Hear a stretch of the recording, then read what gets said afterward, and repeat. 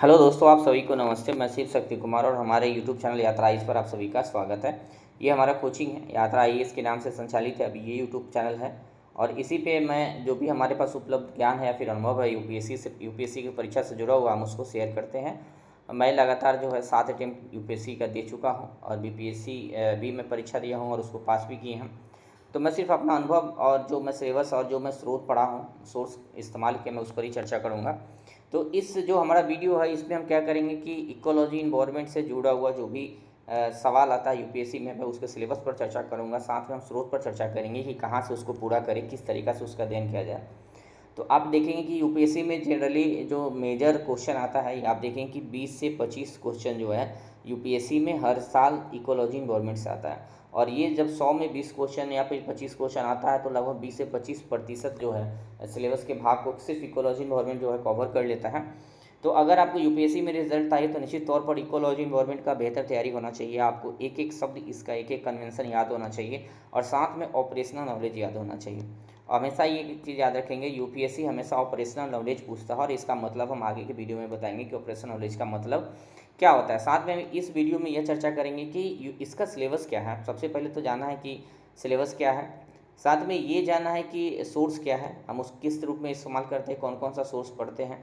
साथ में पढ़ने का तरीका क्या है, क्योंकि पढ़ने के तरीका पे काफ़ी महत्व बढ़ जाता है यूपीएससी में। क्योंकि अगर हम स्टेट पीसीएस तैयारी करते हैं तो यूपीपीएससी भी इकोलॉजी इन्वायरमेंट के लिए सेम स्ट्रैटेजी है जो यूपीएससी के लिए है।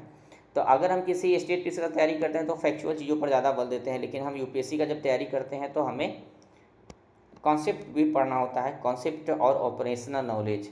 तो कॉन्सेप्ट और ऑपरेशनल नॉलेज यूपीएससी के लिए बहुत ज़रूरी हो जाता है, तो हम इस चीज़ पर भी चर्चा करेंगे। चलिए आगे देखते हैं। आगे हम देखेंगे कि ये जो है ये मार्कशीट है और ये मार्कशीट मुझे 2023 के एग्ज़ाम में जो है ये नंबर आया था और ये 101 नंबर है और सीसेट मेरा हुआ नहीं था। और अब मैं यूपीएससी में लगातार 4 बार जो है जीएस फर्स्ट पेपर को पास किया था, लेकिन सीसेट मेरा नहीं हो पाया था। और ये मेरा 64 बीपीएससी का है। जब मैं मेंस दिया था, इंटरव्यू दिया था, इंटरव्यू में मुझे 80 मार्क्स मिले थे और फाइनली जो है 527 नंबर आया था और 535 जो है कट ऑफ गया था, इसलिए मेरा सिलेक्शन 8 नंबर से नहीं हुआ था। और ये 64 बीपीएससी का ही है और इसमें प्री में जो है 105 नंबर मुझे आए थे। साथ में देखेंगे कि जो एसएससी सीपीओ का ये पेपर है, एसएससी सीपीओ का पेपर है। ये एसएससी सीपीओ जो होता है ग्रेजुएट लेवल होता है और हम इसको 2013 में पास किए थे। तो ये हमारा जर्नी था और आगे अभी चर्चा करेंगे। चलिए देख लेते हैं कि इकोलॉजी इकोलॉजी इन्वायरमेंट का सिलेबस क्या है और उसके लिए हम कौन कौन से सोर्स का इस्तेमाल करते थे अपने परीक्षा के दौरान, और फिर करना चाहिए आप लोगों को। ऐसा नहीं कि मैं अभी नहीं पढ़ा हूँ, मैं इस सवाल भी यूपीएससी का दिया था, तो मैं अभी अपडेट ही हूँ और मैं पढ़ाई करता हूँ खुद पढ़ाने के लिए आप लोगों को। तो सबसे पहले देखते हैं पर्यावरण की मूलभूत जो बातें हैं, जो पर्यावरण का जो कॉन्सेप्ट है, अवधारणा है, पर्यावरण की परिभाषा से लेके पर्यावरण की विशेषताएं क्या होती है, इकोलॉजी इन्वायरमेंट का परिभाषा क्या होता है, पर्यावरण के कौन कौन से घटक है, पर्यावरण कितने प्रकार के होते हैं। तो ये जो मूलभूत बातें हैं, ये जो बेसिक कंसेप्ट ऑफ इकोलॉजी और इन्वायरमेंट है, तो उसके लिए एनसीईआरटी बुक आपके लिए काफ़ी महत्वपूर्ण हो जाता है। हमेशा याद रखिए एनसीईआरटी बुक आपके लिए महत्वपूर्ण हो जाता है। और ये एनसीईआरटी बुक कौन सी है, तो बायोलॉजी की 11वीं 12वीं कक्षा की जो पुस्तक है उसमें 4 चैप्टर है, वो उसी एनसीईआरटी में दो है। इकोलॉजी इन्वायरमेंट का कोर चीज़ है और बेसिक कंसेप्ट को पढ़ाएगा, तो इसको हमेशा पढ़े। इसका एक लाइन लाइन पर है, आप 20 बार से ज़्यादा बार पढ़े इस बुक को। ये लगभग 6 चैप्टर है, उसमें 12वीं कक्षा का केमिस्ट्री भी शामिल है, 2 चैप्टर जो पोल्यूशन से जुड़ा हुआ है और इन्वायरमेंट से जुड़ा हुआ है। अदरवाइज केवल बायोलॉजी का उसमें 4 से 5 चैप्टर है। तो ये मुखर्जी नगर में बहुत सारे जगह पे ये बुक मिल जाता है, राजेंद्र नगर में मिल जाता है। तो ये बुक चाहिए आपको, हर हाल में चाहिए। अगर बेसिक कंसेप्ट पढ़ना है इकोलॉजी इन्वायरमेंट का तो उसके लिए बहुत ज़रूरी है वो बुक। क्योंकि यूपीएससी जब भी क्वेश्चन बनाती है, अगर बेस से बनाती है, बेसिक कंसेप्ट से बनाती है इकोलॉजी इन्वायरमेंट से, तो वो हमेशा एनसीईआरटी को फॉलो करती है। इसको याद रखेंगे। अगर आप एनसीईआरटी पढ़ लिए हैं और किसी दूसरे कोचिंग इंस्टीट्यूट के या फिर प्रतिष्ठित कोचिंग इंस्टीट्यूट के किसी बुक को पढ़ना चाहते हैं, तो मैं तो पहले सविंदर सिंह का एक बुक आता था, पर्यावरण भूगोल। सविंदर सिंह का एक बुक आता था पर्यावरण भूगोल, इलाहाबाद यूनिवर्सिटी के प्रोफेसर हैं, तो मैं उनका बुक पढ़ता था। लेकिन अभी ये बुक आप नहीं पढ़ेंगे, क्या ये काफ़ी मोटा बुक है, ये 500 पेज का बुक है। आप इसके जगह पे दृष्टि है, विज़न आईएएस है और शंकर आईएएस है, ये सभी नोट्स जो है हिंदी और इंग्लिश दोनों माध्यम में उपलब्ध है। तो जो भी आप तैयारी करना चाहते हैं जिस माध्यम से, किसी एक बुक को आप रेफ़र करें और उसी को पढ़ें, ज़्यादा पढ़ने की ज़रूरत नहीं है, क्योंकि मल्टीपल सोर्स अगर हो जाएगा तो फिर आप रिवीजन नहीं कर पाएंगे, फिर यूपीएससी की तैयारी सही से नहीं हो पाएगा। तो बुक बहुत लिमिटेड रखें, एनसीईआरटी को प्राथमिकता दें, क्योंकि एनसीईआरटी के बिना जो है आप यूपीएससी के बारे में नहीं सोचिए, यूपीएससी नहीं हो पाएगा। चलिए आगे देखते हैं। दूसरा है पारिस्थितिकी तंत्र, इसकी परिभाषा, गतिशीलता, विशेषता और सुपोषण जैसे कि यूट्रोफिकेशन बात जानते हैं। तो ये सारे एनसीईआरटी को पढ़ें, क्योंकि एनसीईआरटी को ही फोकस करें पहले। अभी जैसे यूट्रोफिकेशन हो गया, आप उसको देखेंगे कि यूट्रोफिकेशन के बारे में एनसीईआरटी जो पढ़ा है, पहले फिगर बनाया, फिर उन बताया कि किस तरीक़े से खेत के माध्यम से नाइट्रोजन और फास्फोरस जो है जलीय जो जीवन है उसमें प्रवेश कर रही है, उसके बाद वहाँ तेज गति से जैविक क्रियाएँ संपन्न होती है और यूट्रोफिकेशन की क्रिया तेज होती है, और जो बीओडी है, बायोलॉजिकल ऑक्सीजन डिमांड है, वो किस तरीक़ा से बढ़ता है, और डीओ जो है घटता है, डिसोल्ड जो ऑक्सीजन है वो घटने लगता है। तो ये सारा आप पढ़ेंगे, एनसीईआरटी काफ़ी बेहतर पढ़ा हुआ और उसी लाइन को पूछता है। यूपीएससी तो सीधा देखेंगे कि 2022 का पेपर हो उसमें सीधे पूछ लिया कि यूट्रोफिकेशन से क्या समझते हैं। एक जगह तो ये था, फिर था कि बीओडी क्या होता है, बायोलॉजिकल ऑक्सीजन डिमांड क्या होता है, बायोलॉजिकल केमिकल डिमांड क्या होता है।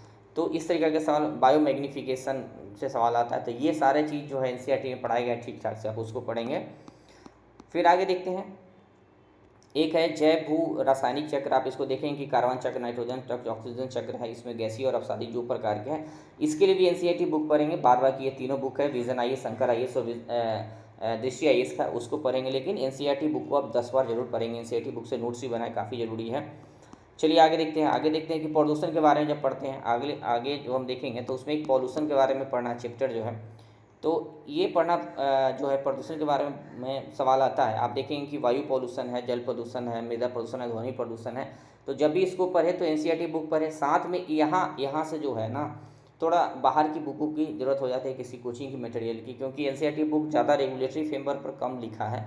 रेगुलेटरी फ्रेमवर्क पर कम लिखा है, वो क्या किया है कि जो बेस है, कॉन्सेप्ट है, कोर कॉन्सेप्ट पर काफ़ी डिटेल चर्चा किया गया है। तो यहाँ आप दृष्टि आईएएस है, शंकर आईएएस है, विजन आईएएस है, इसके लिए एक जैसे वायु पॉल्यूशन है तो उसके लिए एक है 1981 में है, तो उसको अलग से उसमें डिटेल्स बताया गया है। आप जल पॉल्यूशन देखेंगे, वाटर पॉल्यूशन कंट्रोल एक्ट जो है 1974 में है, उसके लिए वहाँ डिटेल्स से बात किया गया। अगर उसमें नहीं होता है तो आप गूगल करें, गूगल पे आप इसको लिखें, इन सारे ऑपरेशनल एक्ट है, और इस यूपीएससी यहीं से होता है, क्योंकि यूपीएससी स्पेशली पूछता है। जैसे वाटर पॉल्यूशन कंट्रोल एक्ट के बारे में यूपीएससी कई बार पूछा है, लगभग अभी तक देखा जाए तो 10 सवाल ज़्यादा आया है। 2014 से इकोलॉजी एनवायरनमेंट का पेपर में ज़्यादा वेटेज बढ़ा है यूपीएससी में, और उससे देखेंगे तो 10 बार पूछा गया है। ये लगभग 12 साल में लगभग 10 बार यूपीएससी केवल वाटर पोल्यूशन कंट्रोल बोर्ड से सवाल किया है। कहीं ना कहीं या तो फिर किसी ऑप्शन में होता है, जैसे देखें सेंट्रल पोल्यूशन कंट्रोल बोर्ड है, तो सेंट्रल पोल्यूशन कंट्रोल बोर्ड के बारे में यूपीएससी पूछा है कि इसको किस एक्ट के माध्यम से बनाया गया है। सेंट्रल पोल्यूशन कंट्रोल एक्ट जो है किस एक्ट के माध्यम से बना है, तो इसको भी देखेंगे तो वाटर पॉल्यूशन जो एक्ट है उसी के माध्यम से बना है, 1974 के माध्यम से। तो ये इसी पर यहीं से आ गया ना, तो प्रत्यक्ष अप्रत्यक्ष रूप से आता है। तो इस तरीका के लिए आप बेसिक कॉन्सेप्ट के लिए तो एनसीईआरटी पढ़ेंगे, साथ में गूगल पढ़ेंगे, या फिर इसमें से खोजेंगे कि विजन आईएएस है, दृष्टि आईएएस है, शंकर आईएएस है, इसमें अगर नोट्स मिल जाता है फिर भी एक बार उसको क्या करेंगे, वेरीफाई करने के लिए आप एक बार पढ़ेंगे, कहाँ से, गूगल करेंगे, पढ़ेंगे तो आपको ज़्यादा समझ में आएगा और ऑपरेशनल नॉलेज पाने का प्राप्त। आजकल तो चैट जीपीटी भी है, तो चैट जीपीटी का भी इस्तेमाल करें। अगर कोई कॉन्सेप्ट समझ में नहीं आ रहा है तो उसको पढ़ें, जैसे कि नीचे पूछता है हमेशा कि नीचे क्या है, इकोलॉजी इन्वायरमेंट में क्या डिफ्रेंशिएट है, नीचे क्या है, आवास क्या है, तो हैबिटेट क्या है, तो ये सब आप वहाँ से कर सकते हैं। फिर देखिए बहुत सारा जो होता है करंट इशू होता है, पर्यावरणीय मुद्दाएं होती हैं, और ये काफ़ी करंट इशू होता है। तो ये तो मेंस के लिए काफ़ी महत्वपूर्ण चैप्टर हो जाता है, क्योंकि मेंस में बहुत कोर नहीं पूछा जाता। फिर मेंस में कोर को लेकर के जो वर्तमान में जो भी घटनाएं घट रही, इसी को ऑपरेशनल नॉलेज बोलते हैं, जो यूपीएससी मेंस में पूछता है आपसे। मेंस में बहुत कोर नहीं पूछा है कि पर्यावरण से आप क्या समझते हैं, उसके घटक क्या क्या है, ये सब मेंस में नहीं पूछा जाता। मेंस में उसका इम्प्लीमेंटेशन जो भी होता है, जो भी ऑपरेशनल नॉलेज है उससे पूछा जाता है। तो पर्यावरण के मुद्दे जैसे हिमालय का क्षरण है, रेत खनन हो रहा है, उसके लिए कई राज्यों में विवाद होता है, उससे पोल्यूशन हो रहा है। अभी देखेंगे कि एनजीटी जो है सोन नदी में जो रेत बालू खनन हो रहा था उस पर रोक लगा दिया, उसके लिए बिहार सरकार को जो है जुर्माना भी लगाया गया है, उसके लिए दंड दिया गया है। और मानव पशु संघर्ष है, ये जो है मुद्दा है, ये मानव पशु संघर्ष। अब देख रहे हैं कि मानव और पशु के बीच लगातार संघर्ष हो रहा है। इसमें क्या हो रहा है कि बहुत सारे लोगों की हत्याएं भी हो रही है, पशु की भी हत्या हो रहा है। तो ये सब जो है समसामयिक घटनाएं हैं और इससे सवाल आता है। तो आप देखेंगे कि पर्यटन पॉल्यूशन हो रहा है, पर्यटक के आवागमन के कारण क्या हो रहा है कि समुद्र में पॉल्यूशन हो रहा है, किसी खास क्षेत्र में, जहाँ भी हिमालय क्षेत्र में देखेंगे, हिमालय में भी इतना ज़्यादा पॉल्यूशन हुआ है पर्यटन की वजह से। तो इस तरीके के सवाल आता है। सस्टेनेबल पर्यटन की, इको पर्यटन की बात हो रही है। हम अगर किसी नेशनल पार्क में जाते हैं घूमने, वहाँ जाके पॉल्यूशन फैला रहे हैं, तो इन सभी चीज़ों पर जागरूकता बढ़ी, तो यहाँ से प्रश्न आता है। तो इसके लिए भी आप देखेंगे कि जो कोर इसका कंसेप्ट है वो तो मिल जाएगा आपको एनसीईआरटी से। साथ में इसके लिए जो महत्वपूर्ण हो जाता है, न्यूज़पेपर डेली पढ़ना। न्यूज़पेपर पढ़ेंगे तो जो भी कॉन्सेप्ट आता है, वो जो भी पर्यावरणीय मुद्दा है चर्चा में होती है, उस पर संपादकीय आता है। तो संपादकीय से आप तैयार कर लेंगे मेंस का, क्योंकि ये ज़्यादा जो इसका इस्तेमाल होगा मेंस में होगा। साथ में कहाँ होगा इसका इस्तेमाल, निबंध लेखन में। अगर निबंध यूपीएससी में देखेंगे तो निबंध का बड़ी भूमिका यूपीएससी में सिलेक्शन के लिए, हिंदी मीडियम के बच्चों को खास करके ज़्यादा है, निबंध में अच्छा करना होता है अगर सिलेक्शन चाहिए तो। आगे देखते हैं पर्यावरण प्रभाव आकलन। इसको भी देखेंगे, एनसीईआरटी में दिया हो, लेकिन एनसीईआरटी में थोड़ा कम इस पर डिबेट है। इसके लिए देखेंगे दृष्टि आइस में काफ़ी एक बड़ा चैप्टर है, विजन आइस में भी है, शंकर आइस की भी बुक है, तो आप यहाँ से कर सकते हैं। साथ में करंट को पढ़ते रहेंगे, न्यूज़पेपर पढ़ेंगे तो आपका काम हो जाएगा। ये एक चैप्टर है। एक अपशिष्ट प्रबंधन जो है ये भी काफ़ी महत्वपूर्ण है, क्योंकि पूरे इंडिया के अंदर आप देखेंगे स्वच्छ भारत कार्यक्रम चल रहा है और स्वच्छ शहर कार्यक्रम भी चल रहा है। शहरों की रैंकिंग जारी होती है। यूपीएससी पास करेंगे तो म्यूनिसिपल कॉर्पोरेशन में आप म्यूनिसिपल कमिश्नर भी बनेंगे। स्टेट पीसीएस पास करेंगे तो डिप्टी म्यूनिसिपल कमिश्नर भी बनेंगे, तो वहाँ इसकी भूमिका बढ़ जाती है। अपशिष्ट प्रबंधन अभी भारत के लिए काफ़ी महत्वपूर्ण हो गया है, क्योंकि इसका अब अभी हम क्या कर रहे हैं कि वेस्ट से रिसाइकल करके जो है बहुत सारे उत्पाद बना रहे हैं, जो पर्यावरण के लिए अनुकूल भी है। साथ में ईंधन का भी बनावट हो रहा है। उसके लिए हम सीमेंट उद्योग, सड़क उद्योग के लिए भी कच्चे रॉ मटेरियल का निर्माण करते हैं अपशिष्ट से। तो इसकी काफ़ी महत्वपूर्ण भूमिका हो गई। तो इस सारा प्रबंधन के लिए आपको पढ़ना जरूरी है। तो इसके लिए आप न्यूज़पेपर ज़्यादा पढ़ें। न्यूज़पेपर और फिर दृष्टि की बुक है, फिर विज़न की बुक है, फिर शंकर आइस की बुक है, लेकिन ज़्यादा जो फेवरेबल चीज़ है इसके लिए वो न्यूज़पेपर ही होगी। चलिए आगे देखते हैं। अब जैव विविधता का संरक्षण के पहल आप देखेंगे कि यूपीएससी में आता है हमेशा। आप देखेंगे कि जैव विविधता के संरक्षण का यहाँ पहल दिया हुआ है। तो इसमें देखें कि जो जैव आगार है, मतलब बायोस्फीयर रिजर्व है, नेशनल पार्क है, वाइल्ड लाइफ सेंचुरी है, हॉट स्पॉट है, ये सब जो चीज़ें हैं अब इसका एनसीईआरटी में भी दिया हुआ है, एनसीईआरटी में है, लेकिन एनसीईआरटी में बहुत डिटेल नहीं दिया हुआ है। अगर देखें कि नेशनल पार्क में और बायोस्फीयर रिजर्व में क्या डिफ्रेंशिएट है, तो एनसीईआरटी बहुत डिटेल नहीं दिया, लेकिन हाँ उसका संरक्षण का तरीका बताया है, उसके कोर एरिया को बताया है, उसके जो ट्रांजेक्शन एरिया होता है उसको बताया है, संक्रमण जो क्षेत्र होता है, तो इस पे एनसीईआरटी ठीक काम किया है। लेकिन अगर आप देखेंगे कि अगर आपको जानना है डिफ्रेंशिएट, तो आप चैट जीपीटी का इस्तेमाल कर सकते हैं। चैट जीपीटी हो गया, फिर गूगल हो गया, गूगल करिए कि नेशनल पार्क में और बायोस्फीयर रिजर्व में क्या डिफ्रेंशिएट है, तो आपको गूगल के माध्यम से इसका नॉलेज बेहतर हो जाएगा। साथ में देखिए अब नेशनल पार्क, तो अब देखेंगे कि इंडिया के अंदर लगभग 105 से ज़्यादा नेशनल पार्क है, और बायोस्फीयर रिजर्व की बात करें तो 540 से ज़्यादा भी हो गई है, 550 के करीब चल रहा है। टाइगर रिजर्व भी लगभग 55 प्लस ही है। तो इतना ज़्यादा सबको याद रखना तो कंपलसरी भी नहीं है और ज़रूरी भी नहीं यूपीएससी समझती है। तो वो कौन नेशनल पार्क पूछे, जैसे एक बार पूछा था यूपीएससी कि पखुई नेशनल पार्क कहाँ है, तो ये पखुई नेशनल पार्क या फिर पक्के टाइगर रिजर्व इसी को बोला जाता है, ये अरुणाचल प्रदेश में है। तो ये इसलिए नहीं पूछा कि अब हम पूरा पूरा नेशनल पार्क याद करने के लिए बैठ जाए। आप 105 याद कर रहे हैं नेशनल पार्क, 545 से ज़्यादा जो वाइल्ड लाइफ सेंचुरी है उसको याद कर रहे हैं, फिर टाइगर रिजर्व को याद कर रहे हैं, तो इस तरीक़ा से नहीं, ऐसा करके यूपीएससी आप नहीं कर पाएंगे। यूपीएससी उसी नेशनल पार्क के बारे में पूछती है जो साल भर किसी न किसी कारण से चर्चा में रही है, तो उसके बारे में पूछते। कुनो नेशनल पार्क है, तो ये कुनो नेशनल पार्क लगातार चर्चा में, क्योंकि यहाँ जो है चीता को लाया गया है, तो ये चर्चा में रहता है, तो इसके बारे में पूछ सकता है। गिर नेशनल पार्क है, तो वहाँ से पूछा जा सकता है, तो इसको याद रखेंगे। साथ में देखेंगे कि जो भारत में जो भी महत्वपूर्ण जानवर है उससे भी सवाल आता है यूपीएससी में, जैसे कि जो स्थानिक जानवर है, जो भारत के स्थानिक जानवर है, तो उसका अगर आप तैयार करेंगे, जैसे बाघ हो गया, हाथी हो गया, ये सब जो जानवर है, तो इसके बारे में आपको क्या जानना है। एक तो ये जानना है कि जो हमारे यहाँ 1972 का एक्ट है, 1972 का एक्ट है, उसके शेड्यूल 1 में है या फिर 2 में है, उसके शेड्यूल को पहले देखना है। फिर IUCN का लिस्ट है, उसमें रेड डाटा बुक में इसका क्या स्टेटस है, फिर साइट्स है।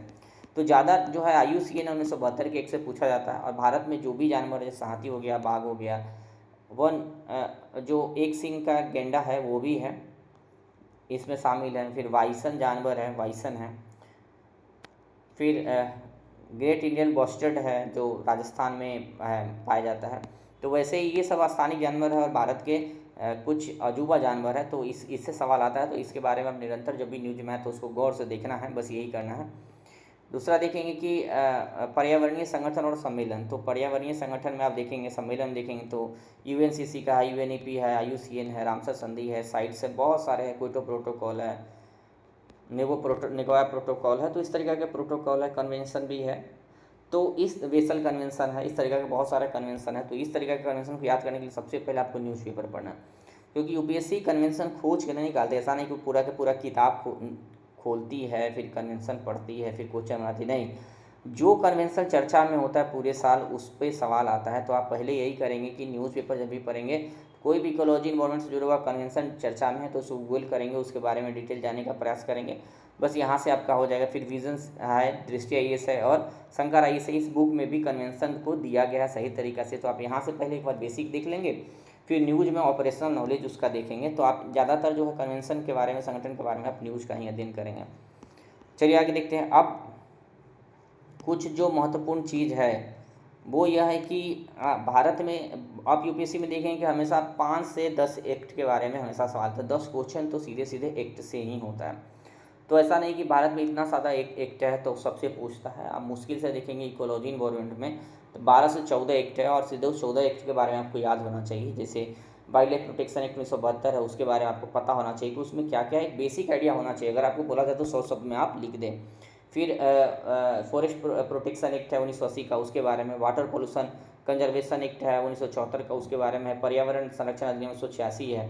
बायोडाइवर्सिटी एक्ट इंडिया का 2002 का है। पेशा अधिनियम है 1996 का, पेशा एक्ट 1996 का है। फिर वन अधिकार अधिनियम जो है 2006 का है। तो ये सब एक्ट है जिसके बारे में कंपलसरी आपको पता होना चाहिए। फॉरेस्ट एक्ट भी 1927 का है। फिर एनजीटी है, तो इस कब के बारे में आपको पता होना चाहिए, और इसके लिए आपको ऑपरेशनल नॉलेज होना चाहिए। तो बेसिक है कि न्यूज़पेपर पढ़िए, इसके लिए सबसे ज़्यादा है कि न्यूज़पेपर, और जो भी एक चर्चा में आए न्यूज़पेपर जब आप पढ़ें तो उसको गूगल करें, गूगल के बारे में जानें, और फिर चैट जीपीटी से भी सब तरीक़ा की बातें पूछ सकते हैं। क्योंकि हर बार के लिए अगर कोई एक सामने आ गया, आप बुक पढ़ रहे हैं, मान लीजिए न्यूज़पेपर आज पढ़ रहे हैं, कोई एक चर्चा में है, डिबेट में है, इकोलॉजी इन्वायरमेंट से जुड़ा हुआ है, तो उसके लिए बुक तो खोजेंगे नहीं, तो उसके लिए चैट जीपीटी गूगल सबसे बेहतर माध्यम होगा। आप गूगल से तैयारी करेंगे, विश्वास रखिए, अच्छा तैयारी होगा। तो ये हमारा वीडियो था, और इस वीडियो में आप देखेंगे कि आगे कितना कितना सवाल आया है। आप देखेंगे कि यहाँ स्लाइड है, इसके माध्यम से 24 में 15 है, 23 में 10 सवाल है, 22 में 12 है, उसके बाद 20 में देखेंगे कि 20-21 में तो बहुत ज़्यादा था, 20-22 नंबर, फिर 21 नंबर 19 में था। तो औसतन देखेंगे तो 20 तो है, इसका औसतन जो है 20 सवाल आने की संभावना रहती है। तो आपको बस यही करना है। मैं एक चीज़ बताना चाहूँगा आप लोगों को कि ऑपरेशनल नॉलेज बहुत ज़रूरी है। ऑपरेशनल नॉलेज का मतलब है कि उस चैप्टर से जुड़ा हुआ व्यवहारिक ज्ञान प्राप्त करने का प्रयास करिए कि व्यवहारिक ज्ञान क्या है, और उसी के माध्यम से आपकी तैयारी होगी, और उसको समझने का प्रयास करिए। तो ये हमारा वीडियो था आज के यूपीएससी सिलेबस पे, और मैं फिर आगे क्या करूँगा आप लोगों के लिए कि बाद में मैं सारा एक्ट को पढ़ाऊँगा, क्योंकि मेरा व्यक्तिगत अनुभव रहा है, मेरे पास सारे एक्ट पर नोट्स भी है। मैं 10 साल अध्ययन किया हूँ, तो जितना भी इकोलॉजी इन्वायरमेंट का एक्ट है, फिर कन्वेंशन है, मैं उस सभी को फ्री में आप लोगों को उपलब्ध कराऊँगा, और मैं फ्री में पढ़ाऊँगा आप सभी को। तो thank you for watching me, and please share my video. Thank you.